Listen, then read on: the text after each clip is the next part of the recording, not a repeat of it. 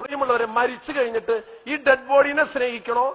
മരിക്കാൻ വേണ്ടി മരിക്കോ മരിക്കില്ലെന്ന് പേടിക്കുന്നവർ അവന്റെ കണ്ണീര് കാണണോ?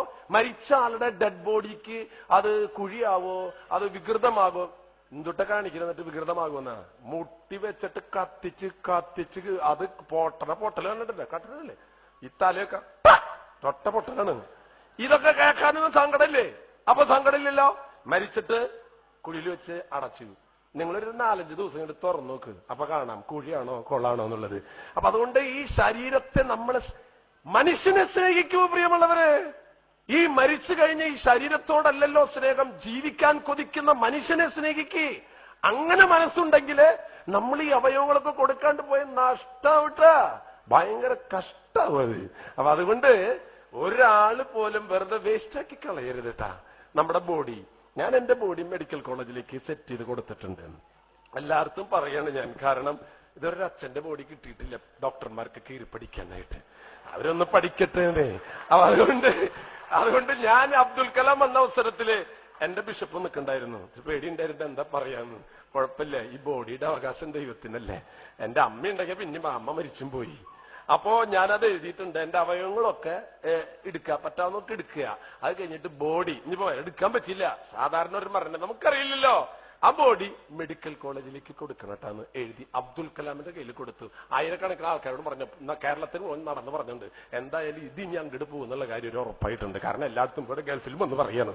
അപ്പൊ ഡേവിഡ് മരിച്ചിട്ട് ഞാൻ പറയും, ആ ബോഡി മെഡിക്കൽ കോളേജിലേക്ക് കൊടുക്കാന്ന് പറഞ്ഞിട്ടുണ്ടായിരുന്നു. അങ്ങനെ ഒരു ധ്വനി നിങ്ങളും പറയട്ടെ. സംഭവം നമ്മുടെ ആഗ്രഹം നടക്കണ്ടേ? എന്താ ഞാനീ പറഞ്ഞെന്നറിയോ?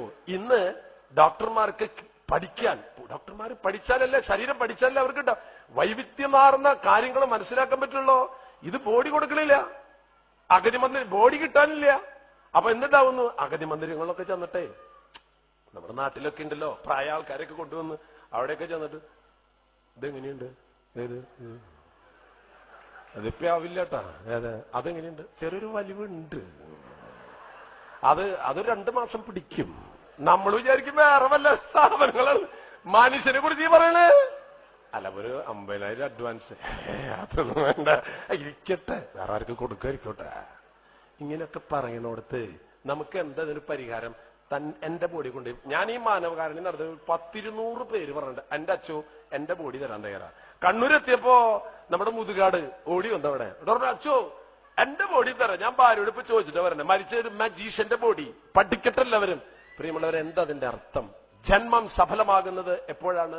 നമ്മുടെ ജീവിതവും നമ്മുടെ ശരീരവും നമ്മുടെ മനസ്സും. ഇപ്പൊ നമ്മുടെ വിനീത് ശ്രീനിവാസൻ ഇവിടെയുണ്ട്. നമുക്ക് എല്ലാവർക്കും അതെങ്ങനെയാണ് എല്ലാ മനുഷ്യരും പ്രിയങ്കരാകുന്നത്? അദ്ദേഹത്തിന്റെ കോൺട്രിബ്യൂഷൻ ഈ സമൂഹത്തിൽ നിന്ന് എടുക്കുന്നതിലല്ല, ഈ സമൂഹത്തിലേക്ക് കൊടുക്കുന്നതിലാണ് നമ്മൾ വിലപ്പെട്ടവരാകുക. ഈ സമൂഹത്തിൽ നിന്ന് എടുക്കാനാണ് നമുക്ക് ആഗ്രഹം. ഇപ്പോ പാടത്തുനിന്ന് മണൽ കോരിയെടുക്കാൻ അടിയുന്ന എല്ലാ എടുക്കലാണ്. ഇപ്പൊ ഭൂമിയുടെ അവസ്ഥ എന്താ? ഒരു തൊണ്ട് പോലെയാവും. കമ്പനി എന്തോരം ബോർവെല്ലാം അടിച്ചിട്ടുണ്ട്. എല്ലാത്തിനും കുഴിച്ച് ഭൂമിയുടെ അടി ഇപ്പൊ വല്ലോട് അറ്റത്തെത്താവോ, ഭൂമിയുടെ അപ്പുറത്തെത്താവോ ഇനി? അപ്പൊ എല്ലാത്തിനും എടുക്കലാണ്. കൊടുക്കുക നമ്മൾ. ഈ എടുക്കുന്നതിലല്ല ക്രെഡിറ്റ് ഇരിക്കുന്നത് പ്രിയമുള്ളവരെ, കൊടുക്കുന്നതിലാണ്. Gift A life. കൊടുക്കുക നമ്മൾ. അതുകൊണ്ട് ഗിഫ്റ്റ്, ഒരു ഗിഫ്റ്റ് കൊടുക്കുമ്പോ ഞാൻ ചോദിച്ചു, ഗിഫ്റ്റ് നിങ്ങൾ എനിക്കൊരു ഗിഫ്റ്റ് നോക്കിയാ, എനിക്ക് ഗിഫ്റ്റ് ഒന്നും വേണ്ടട്ടെ. അതുകൊണ്ട് എനിക്കൊരു ഗിഫ്റ്റ് വേണ്ട, എനിക്കിതൊരു കഞ്ഞി ചമ്മന്തി മതി. ഇവിടുന്ന് എല്ലാവരും വീട്ടിൽ നിന്നും ജന്നിച്ചേട്ടന്റെ വീട്ടിൽ പോയി, ജന്നിച്ചേട്ടന്റെ വീട്ടിൽ കഞ്ഞി കുടിച്ചു, സന്തോഷിന്റെ വീട്ടിൽ നിന്ന് കഞ്ഞി കുടിച്ചു. അവസാനം പോണ നേരത്തെ ഒരു കഞ്ഞച്ചൻ വന്നിട്ടുണ്ടായിരുന്നു മാത്രം പറയരുതിട്ടാ.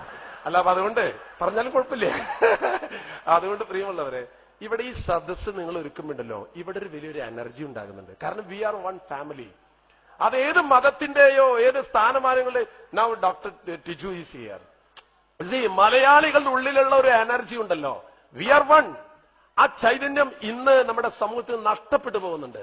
അത് പോകാതിരിക്കാൻ ഈ ദുബായ് കൈരളി കലാകേന്ദ്രം ഇത് ഒരുക്കിയിട്ടുള്ളത്. ഇവിടെ കുറച്ച് കസേരകളൊക്കെ ബാക്കിയുണ്ട്. നിങ്ങൾ വിചാരിച്ചോണ്ടത് എന്താ എത്ര ആൾക്കാർ വന്നില്ലൊന്ന്? വരൂട്ടെ. എപ്പോ? നിങ്ങൾ വെറുതെ പറഞ്ഞാൽ മതി. ഇവിടെ ഈ പരിപാടിക്ക് വരുന്ന ആൾക്കാർക്ക് അവർക്ക് കിഡ്നി രോഗം വന്നാല് ഫ്രീ ആയിട്ട് കിഡ്നി തരും. ഇത് ഒപ്പിട്ട് പോയി ഇവിടെ വന്നു പോകുന്നവർക്കൊക്കെ ഒന്ന് പറഞ്ഞു നോക്കിയാൽ നിറച്ചാളാവും. കിട്ടണാരില്ല പറഞ്ഞത്. കാരണം ഞാന് ഈരാറ്റുപേട്ടയില് അവിടെ ഇങ്ങനെ അവയവദാനത്തിന്റെ പ്രോഗ്രാം ചെയ്തപ്പോ ജോഷി എന്ന് പറയുന്ന ഒരു ചെറുപ്പക്കാരൻ, അദ്ദേഹം പറഞ്ഞു, അച്ചു എന്റെ വീട് വരുന്നത് വരണം. എന്താടാ? എന്റെ ഭാര്യ മക്കളൊന്ന് കാണാൻ അച്ചു. എന്തരപ്പത്ര അവരെ കാണാനായിട്ട്? അയ്യോ, അതിനെ വീട്ടിൽ ചെന്ന് പറഞ്ഞു, അച്ചു എന്റെ ഭാര്യ ഇതെന്റെ മക്കള്. ഞങ്ങൾ പെരുമ്പാവൂര് 3-4 വർഷം മുമ്പ് ഒരു യാത്ര പോയിട്ട് വരിക.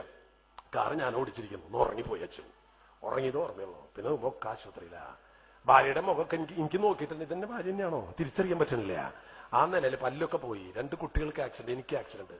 ദൈവാനുഗ്രഹത്തെ ഞങ്ങളൊക്കെ രക്ഷപ്പെട്ടു വെച്ചു. എന്നിട്ട് അദ്ദേഹം പറയാം, അദ്ദേഹത്തിന്റെ ഈ സ്ഥിരത രൂപത്തിന്റെ നല്ലൊരു ബോക്സ് വെച്ചിരിക്കുക. അതും അവർ മരിച്ചുപോയ അപ്പന്റെ അമ്മയുടെ പടം ഒട്ടിച്ച് വെച്ചിട്ട് പറയും, അച്ചു എല്ലാ ദിവസവും എന്റെ മക്കളോട് പറയും, മക്കളെ വാ, നമ്മുടെ മരിച്ചുപോയ അപ്പനമ്മയുണ്ടല്ലോ, അവരുടെ പ്രാർത്ഥനയും പുണ്യം കൊണ്ടാണ് ദൈവം നമ്മെ അപകടത്തിൽ നിന്ന് മരിച്ചു പോകേണ്ടതായിരുന്നു. ഇടറ മോനെ, ആ പിള്ളേരിൽ പൈസ കൊടുക്കും, ആ ചെപ്പിലിടും. എല്ലാ മാസവും ആ ചെപ്പെടുത്ത് അനാഥശാലയിലെ അഗതി മന്ദിരങ്ങളിൽ കൊണ്ടുപോയി കൊടുത്ത് പിള്ളേരെ പഠിപ്പിക്കുക. അപ്പന്റെ അതാണ് പ്രിയമുള്ളവരെ ഈ ജീവിതം കൊണ്ട് പഠിപ്പിക്കുക എന്ന് പറയുന്നത്. എന്നിട്ട് അദ്ദേഹം ഒരു കാര്യമോട് പറഞ്ഞു, അതിനെനിക്കൊരു തമാശ വന്നു. ഇദ്ദേഹം ഈ ആക്സിഡന്റ് ആയ ദിവസം ഭാര്യയും മക്കളും കൂടെ കാറിൽ പെരുമ്പാവൂർക്ക് പോകുന്നു. അവിടെ പെരുമ്പാവൂര് ആ വണ്ടി ഇടിച്ച സ്ഥലം ഉണ്ടല്ല, അതാൾക്ക് നല്ല ഓർമ്മയുണ്ട്. ആ സൈഡിൽ റോഡിന്റെ പക്കത്ത് 3 പിള്ളേരും ഭാര്യയും ഇയാളും ബേസിൽ നിറച്ച് ലഡു പിടിച്ചിട്ട് നിൽക്കും. വഴി പോണവരൊക്കെ, ഹലോ ലഡു, എന്തത്? ലഡു കഴിച്ചോളൂ. എന്തത്? ഇവിടെ വെച്ചിട്ട് എനിക്കൊരു അപകടം ഉണ്ടായി 3-4 വർഷം മുമ്പ്. അതാരെ എടുത്തു കൊണ്ടുപോയി ആരെ ആശുപത്രിയിലാക്കിയെന്ന് ഞങ്ങൾക്കൊന്നും അറിയില്ല. അപ്പോ ആർക്കെങ്കിലും ആവട്ടെ എന്ന് വെച്ചിട്ട് എല്ലാ വർഷവും വരും. എന്നിട്ട് ലഡു കൊടുക്കുക റോഡരികിൽ നിന്നിട്ട്. ഇതെന്റെ പള്ളിയിൽ പറഞ്ഞിട്ട് ഇറങ്ങിയപ്പോണ്ടില്ല, ആൾക്കാർ പറഞ്ഞു, അച്ഛൻ പറഞ്ഞ കാര്യം ഞങ്ങളുടെ മനസ്സിൽ തട്ടി വെച്ചു. ഓഹോ, അപ്പോ ഒരു കാര്യത്തോട് ചോദിക്കാനുണ്ട്. എന്താണാവോ? ആ ആക്സിഡന്റ് ഉണ്ടായ ഡേറ്റ് ഏതാ? സഹോദരങ്ങളെ, ഇതാണ് നമ്മുടെ മനസ്സ്. എത്ര എളുപ്പം നിങ്ങൾക്ക് മനസ്സിലായെന്നറിയാം. അതാണ് കാര്യം. അതുകൊണ്ട് പ്രിയമുള്ളവരെ, ജീവിതത്തിൽ എന്ത് കിട്ടുമെന്നല്ല ഈ ഗിഫ്റ്റ് ലൈഫ് കൈരളി കലാകേന്ദ്രം ഈ UAE ജനങ്ങളോട് പറയുന്നത്, മലയാളിയോട് പറയുന്നത്, കിട്ടുമെന്നല്ല, എന്ത് കൊടുക്കാം എന്ന് പറയാനായിട്ട് സാധിക്കട്ടെ. ഞാൻ എന്റെ വാക്കുകൾ ചുരുക്കാണ്. ഒത്തിരി പേര് സംസാരിക്കാനുണ്ട്. എനിക്കേറെ സന്തോഷമുണ്ട്. ഞാൻ 2-3 ദിവസം മുമ്പ് വന്നു, ഉമാപ്രേം വന്നു. ഞങ്ങളൊന്നും വലിയ ഒരു കാര്യവും ചെയ്തിട്ടുള്ളത് ദൈവം നിശ്ചയിച്ചുകൊണ്ടാണ് ഇങ്ങനെയൊക്കെ ഒരു സ്ഥാനത്ത് വന്ന് നിന്നു എന്ന് മാത്രമേ ഉള്ളൂ. നത്തിങ്. നമ്മളൊന്നുമല്ല പ്രിയമുള്ളവരെ ജീവിതത്തിൽ. നമ്മുടെ ജീവിതം വലുതാകുന്നത് അവരനെ എന്ത് കൊടുക്കുന്നുവോ.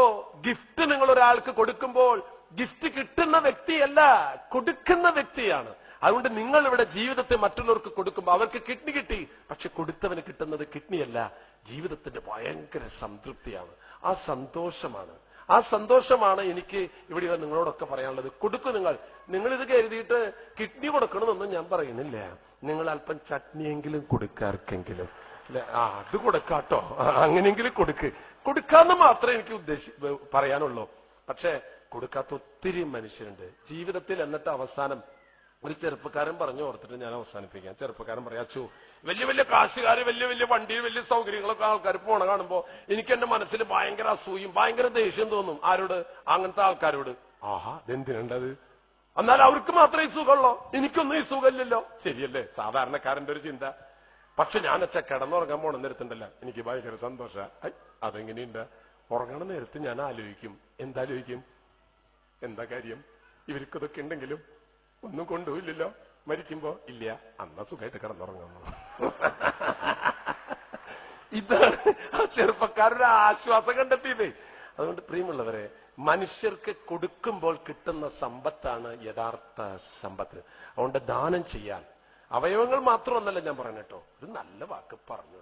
ഈ ദുബായിൽ വന്നിറങ്ങിയാലുണ്ടല്ല, ഇപ്പൊ ഞാനൊരു പള്ളിയിൽ വിചാരിച്ചാൽ ഒരു പള്ളി വേറെ പള്ളിക്ക് മാറ്റം കിട്ടി ആ പള്ളിയിലെ ചെന്നാൽ വന്ന് കസലിരിക്കുമ്പോഴേക്കും ചേട്ടൻ വരും. അച്ചോ, ഞാൻ ഇവിടുത്തെ അന്തോണിയേട്ടൻ. ഇവിടെ ഒരു ഔസപ്പെട്ടൻ കിട്ടാ. ഓ, ഇങ്ങനെ ഒരു വൃത്തികെട്ട മനുഷ്യൻ. അത് കഴിഞ്ഞൊരു വേറെ ആള്, അച്ഛറിഞ്ഞില്ലല്ലേ? ഇല്ല. ഒരു വീട്ടിലെന്താ സംഭവിച്ചത്? ഞാൻ ഇന്ന് വന്നിട്ടല്ലോ. അച്ഛെങ്ങനെ അറിയണേ? ഇല്ല, അറിഞ്ഞിട്ടില്ല. ഇരിക്കെ പറയാം. ആ പെൺകുട്ടി ആൺകുട്ടി, എന്റെ ദൈവമേ, ഒരു 2 ആഴ്ച കൊണ്ട് ആ നാട്ടിലെ ഇടവകയിലുള്ള സർവ്വ ദുഷ്ടതകളും തിന്മകളും എന്തൊക്കെ ചെയ്യും അതൊക്കെ നമ്മൾക്ക്. ഞാനൊരു 5 വർഷം കഴിഞ്ഞ് അവിടെ നിന്ന് പോയാലും ആ നാട്ടിൽ എന്തോരം നല്ല മനുഷ്യരുണ്ടെന്നറിയാം. ഒരക്ഷരം മിണ്ടില്ല, അവരെ കുറിച്ച് ഒരക്ഷരം പറയൂല. ഈ ദുബായിൽ വന്നിട്ടുണ്ടെങ്കിൽ എത്രയോ നല്ല കാര്യങ്ങൾ ഈ നാട്ടിലെ മനുഷ്യർ ചെയ്യുന്നുണ്ട്. അത് പറയണം പ്രിയമുള്ളവരെ. ചിലർ പറയും, ഓ അതങ്ങനെ നമ്മൾ പരസ്യമാക്കിയിട്ട് ആൾക്കാരെ കാണിക്കാൻ. അസൂയ വേണ്ടാട്ടാ, പറയണം. നല്ല കാര്യങ്ങൾ വിളിച്ചു പറയണം പ്രിയമുള്ളവരെ. നമുക്കൊക്കെ ഒരു മടി, അത് പരസ്യം കിട്ടാൻ വേണ്ടിയിട്ട്. എന്റെ സഹോദരനെ, പരസ്യം കിട്ടാൻ വേണ്ടിയിട്ട് ഇതല്ല ചെയ്യേണ്ടത്. അത് ജീവൻ ടിവിയില് അല്ലെങ്കിൽ സൂര്യാലി ഏഷ്യാനെറ്റിലൊക്കെ പരസ്യം കൊടുക്ക്, അത് കാശ് അവർക്കും കിട്ടും. അതല്ല, നല്ലത് ഉറക്കം. നമ്മുടെ കുട്ടി നല്ലൊരു കാര്യം ചെയ്താൽ എപ്പോഴെപ്പോഴും പറയണം. അവൻ എന്തെങ്കിലും തേടി ചെയ്തിട്ടുണ്ടെങ്കില ഏത് നേരം അതെന്നെ പറഞ്ഞുകൊണ്ടിരിക്കുക. അതുകൊണ്ട് കുട്ടികൾ നല്ല കാര്യങ്ങൾ ചെയ്യുമ്പോൾ ഒരു പ്രാവശ്യം പറഞ്ഞിട്ട് നിർത്തല്ല, എപ്പോഴെപ്പോഴും പറയാ. ചീത്ത കാര്യങ്ങള്, തെറ്റുപറ്റി, അതൊരൊറ്റ പ്രാവശ്യം പറഞ്ഞാൽ മതി, അത് പിന്നെ പറയരുത്. അങ്ങനെ നമ്മുടെ സമൂഹത്തിലെ നന്മയുടെ ഒരു പ്രസരണം ഉണ്ടാക്കാൻ സാധിക്കട്ടെ. എനിക്ക് ഒത്തിരി സന്തോഷമുണ്ട്. ഞാൻ ഇന്ന് ഇത് കഴിഞ്ഞാൽ ഞാൻ 12:05 ഫ്ലൈറ്റിന് ഡൽഹിയിലേക്ക് പോവുകയാണ്. ഡൽഹി പോകുന്നത് അവിടെ പ്രൈം മിനിസ്റ്റർ കാണാനുള്ള അവസരം ഉണ്ടായിട്ടുണ്ട്. ഞാൻ ചെന്ന് പ്രൈം മിനിസ്റ്റർ പറയാൻ പോകുന്നത് ഒരൊറ്റ കാര്യമാണ്. അതായത് മരണശേഷം അവയവങ്ങളൊക്കെ ദാനം ചെയ്യാനായിട്ട് തയ്യാറാകുന്ന ഏത് ഒരു ഇന്ത്യക്കാരനെയും നമ്മുടെ രാജ്യം ആദരിക്കണം.